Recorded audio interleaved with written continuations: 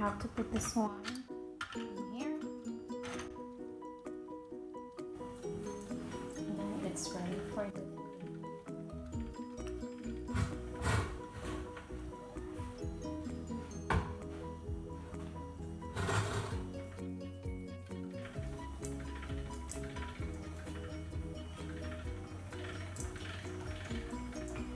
Yay! And there you are, your pasta. Ready.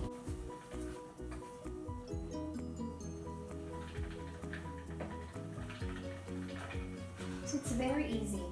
Making pasta is very easy. It's just like laying